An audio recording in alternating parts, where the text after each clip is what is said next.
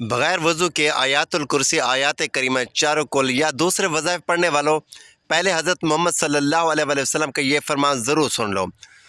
हज़ूर नबी करीम सल्लल्लाहु अलैहि वसल्लम ने बग़ैर वज़ू आयातुल कुर्सी या दूसरे वज़ाइफ पढ़ने वालों के बारे में क्या हुक्म फरमाया। बिस्मिल्लाहिर्रहमानिर्रहीम।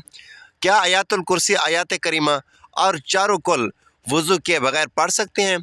इस वीडियो में ये तमाम मालूमात फराम की जाएंगी, लेकिन पहले ये जान लीजिए कि अगर आयातुल कुर्सी को वज़ू करने के बाद उसे तिलावत करें तो अल्लाह तबारक व तआला पढ़ने वाले को 40 साल की इबादत का सवाब अता फरमाता है, 40 दर्जे बुलंद करता है और 40 हूरें अता करेगा।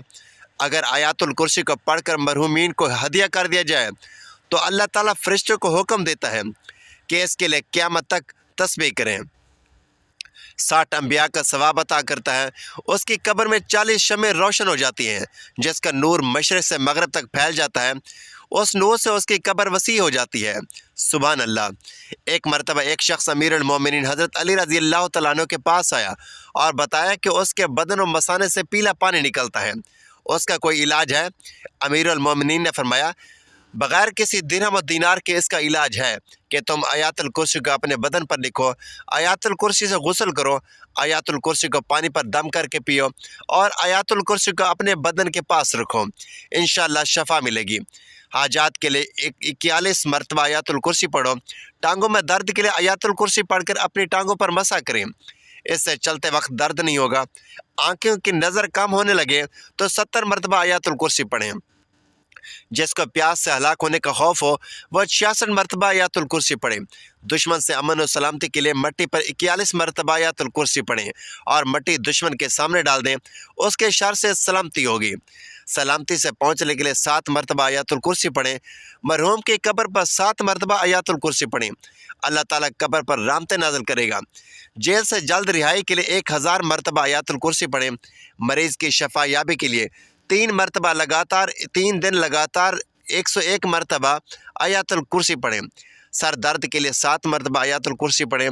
लोगों के दिलों में अच्छी नीयत से मोहब्बत पैदा करने के लिए 41 मरतबा पानी पर आयातुल कुर्सी पढ़कर दम करें और पानी पिला दें।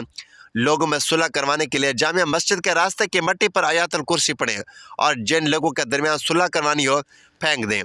काम में आसानी पैदा करने के लिए सूरत अलम नशरा और आयातुल कुर्सी 10 मरतबा पढ़ें। बच्चों को बलाओं से सलामती के लिए 40 मरतबा आयातुल कुर्सी पढ़ें और फिर लेकर बच्चे के गले में डाल दें। नाज़रीन, आयातुल कुर्सी पढ़ने के फ़ज़ाइल तो बहुत ज़्यादा हैं और यहाँ पर हम इसके चंद ख़ास के ज़िक्र पर ही इक्तफ़ा करते हैं। हर रोज़ सुबह शाम पढ़ना चोर, डाकू और आतिशज़दगी से तहफ़्फ़ुज़ का ज़रिया है। हर वाजिब नमाज के बाद उसका पढ़ना रिज़्क़ में फरवानी का बायस है। अगर इसको लेकर खेत में दफन कर दिया जाए तो वह चोरी और नुकसान से बचा रहेगा और इसमें बरकत होगी। हर रोज़ फ़र्ज़ नमाज के बाद इसका पढ़ना सांप, बिच्छू और जिन्न उन्स के ज़रर से बचाव का सबब है। इसको घर में लेकर रखना चोरी से बचाव का सबब है। अगर इसे लेकर दुकान में रख दिया जाए तो इसमें खैर और बरकत होगी। हर शख्स का सोते वक्त इसका पढ़ना फालिज से हिफाजत का बायस है। नबी करीम सल्लल्लाहु अलैहि वसल्लम से मसूब एक रिवायत में है कि जो शख्स फ़र्ज़ नमाज के बाद आयातुल कुर्सी की तिलावत करेगा, खुदा उस पर निगाह रहमत करेगा और आसमान से एक फ़रिश्ता भेजेगा जो दूसरे दिन उस वक्त तक उसकी तरफ नेकियां लिखेगा और बुराई से चश्मपोशी करेगा। दूसरी जगह वारिद होता है कि जो आयातुल कुर्सी पढ़ेगा वो उस शख्स की तरह होगा जिसने पैगम्बरों के साथ रहकर जिहाद किया हो और शहीद हुआ हो। मौत के बाद बिला फासला जन्नत में जगह मिलेगी। उसकी तिलावत से फ़िक्र फाका दूर होता है, खुदा की तरफ से अमान नामा मिलता है, रिज़्क़ में वसअत होती है और खुदा अपने फजल से उसके माल में इजाफ़ा करता है। नबी करीम सल्लल्लाहु अलैहि वसल्लम ने फरमाया, ए अली, आयातुल कुर्सी में 50 कलमात हैं और हर कलमे में अल्लाह अज़्ज़ा व जल के अता करदा 50 बरक़ात हैं। आयातुल कुर्सी का वो मकाम है जो एक पहाड़ में चोटी का होता है। इमाम मोहम्मद बाक़िर रज़ी अल्लाह तआला अन्हु ने फरमाया, एक मरतबा आयातुल कुर्सी पढ़ने वाले की दुनिया की 1000 मुसीबतें अल्लाह तबारक व तआला ख़त्म करता है, जिसमें कम अज़ कम गुर्बत और आखिरत में अज़ाब कब्र से निजात हासिल होती है। अबी बिन काब रज़ी अल्लाह तआला अन्हु बयान करते हैं कि नबी करीम सल्लल्लाहु अलैहि वसल्लम ने उनसे सवाल किया कि किताब अल्लाह में सबसे अजीम आयत कौन सी है? तो वो कहने लगे, अल्लाह और उसके रसूल सल्लल्लाहु अलैहि वसल्लम को ही बेहतर इल्म है। यह सवाल कई बार दोहराएगा और फिर फरमाने लगे कि वह आयातुल कुर्सी है। फरमाने लगे, ए अबुल मंजर, इल्म मुबारक हो, उस ज़ात की कसम जिसके हाथ में मेरी जान है, اس آیت کی زبان اور ہونٹ ہوگے عرش کے پائے کے ہاں اللہ تعالیٰ کی پاکی بیان کر رہی ہوگی۔ عبداللہ بن ابی کعب رضی اللہ تعالیٰ عنہ بیان کرتے ہیں کہ ان کے والد کے پاس کھجوریں رکھنے کی جگہ نہ تھی۔ عبداللہ رضی اللہ تعالیٰ عنہ بیان کرتے ہیں کہ میرے والد اس کا خیال رکھتے تھے، تو ایک دن انہوں نے اس میں کھجوریں کم دیکھی۔ وہ بیان کرتے ہیں کہ انہوں نے اس رات پہرا دیا تو رات کو جن ایک نوجوان کی شکل میں آیا، میں نے اسے سلام کیا اور اس نے جواب دیا۔ والد کہتے ہیں کہ میں نے اسے کہا تم جن ہو کہ انسان؟ اس نے جواب دیا کہ میں جن ہوں۔ وہ کہتے ہیں میں نے اسے کہا اپنا ہاتھ دو۔ اس نے اپنا ہاتھ دیا تو وہ کتے کے ہاتھ کی طرح اور بالوں کی طرح میں تھا۔ میں نے کہا کہ جن اسی طرح پیدا کیے گئے ہیں؟ کہنے لگا کہ جن میں تو مجھ سے بھی سخت قسم کے جن ہیں۔ میں نے کہا کہ تجھے یہ چوری کرنے پر کس نے ابھارا؟ اس نے جواب دیا کہ ہمیں یہ اطلاع ملی کہ آپ صدقہ و خیرات پسند کرتے ہیں، تو ہم نے یہ پسند کیا کہ ہم تیرا غلہ حاصل کریں۔ عبداللہ بن ابی کعب کہتے ہیں کہ اسے میرے والد نے کہا وہ کون سی چیز ہے جو ہمیں تم سے محفوظ رکھے گی؟ اس نے جواب میں کہا کہ یہ آیات الکرسی ہے۔ پھر وہ نبی کریم صلی اللہ علیہ وسلم کے پاس گئے اور سارا قصہ بیان کیا، تو نبی کریم صلی اللہ علیہ وسلم نے فرمایا کہ اس خبیث نے سچ کہا ہے۔ ابو ذر رضی اللہ تعالیٰ عنہ بیان کرتے ہیں کہ میں نے نبی کریم صلی اللہ علیہ وسلم کے پاس آیا تو آپ مسجد میں تشریف فرما تھے، تو میں بھی بیٹھ گیا، تو نبی کریم صلی اللہ علیہ وسلم نے فرمایا اے ابو ذر کیا تو نے نماز پڑھی؟ تو میں نے نہیں میں جواب دیا، تو نبی کریم صلی اللہ علیہ وسلم فرمانے لگے اٹھ کر نماز پڑھو۔ میں نے اٹھ کر نماز ادا کی اور پھر بیٹھ گیا، تو نبی کریم صلی اللہ علیہ وسلم فرمانے لگے اے ابو ذر انسانوں اور جنوں کے شر سے پناہ طلب کرو۔ وہ کہتے ہیں کہ میں نے رسول اکرم صلی اللہ علیہ وسلم سے کہا کیا انسانوں میں بھی شیطان ہوتے ہیں؟ تو نبی کریم صلی اللہ علیہ وسلم فرمانے لگے جی ہاں۔ میں نے کہا نماز کا کہا؟ تو نبی کریم صلی اللہ علیہ وسلم فرمانے لگے یہ اچھا موضوع ہے، جو چاہے زیادہ کر لے اور جو چاہے کم کر لے۔ وہ کہتے ہیں کہ میں نے کہا روزے کے بارے میں نبی کریم صلی اللہ علیہ وسلم فرمانے لگے فرض ہے، اس کا اجر دیا جائے گا اور اللہ تعالیٰ کے ہاں اور زیادہ اجر ملے گا۔ میں نے کہا اے اللہ کے رسول صلی اللہ علیہ وسلم صدقہ؟ تو وہ کہنے لگے اس کا اجر ڈبل سے بھی زیادہ ہوتا ہے۔ میں نے کہا کون سا صدقہ بہتر ہے؟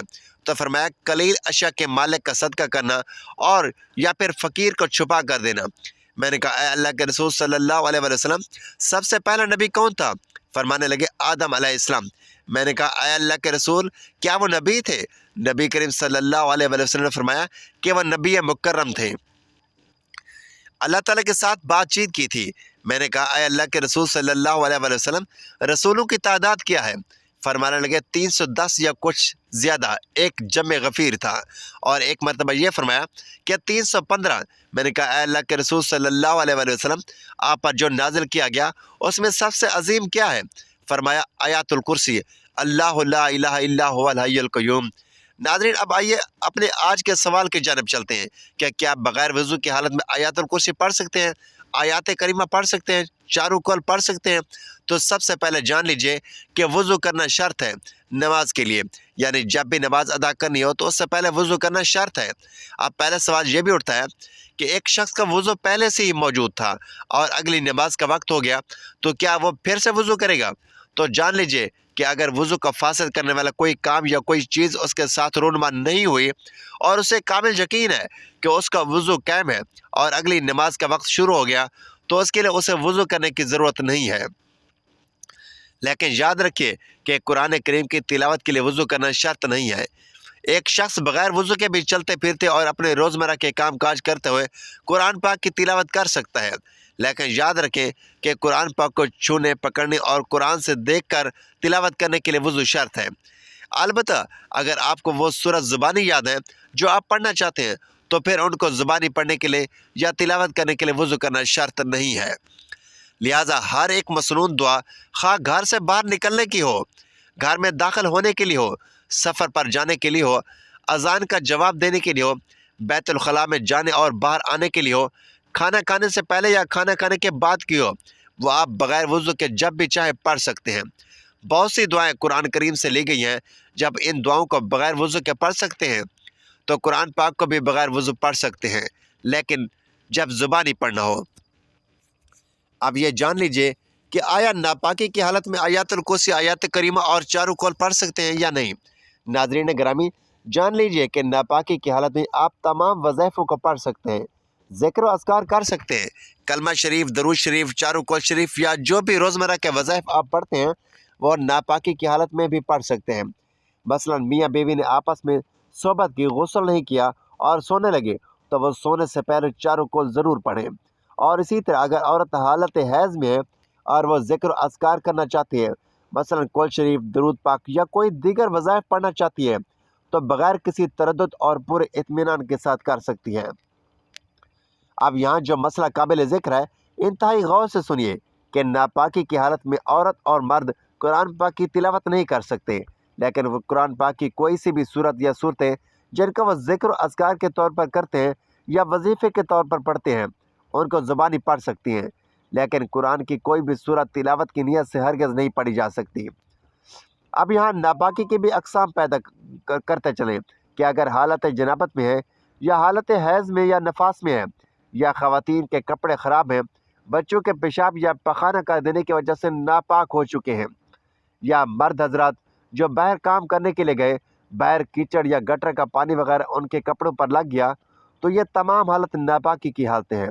ان تمام حالتوں میں اب زبان ذکر و اذکار اور دیگر مصنون دعائیں روزمرہ کے معاملات میں پڑھی جاتی ہیں، ان کو بے فکر اور بلا تردد پڑھ سکتی ہیں، ہرگز کوئی کباہت نہیں ہے۔ اب کچھ لوگ یہ پوچھیں گے کہ اگر ناپاکی کی حالت میں بھی ذکر و اذکار کر سکتے ہیں اور بغیر وضو کے بھی کر سکتے ہیں، تو پھر دونوں میں فرق ہی کیا ہے؟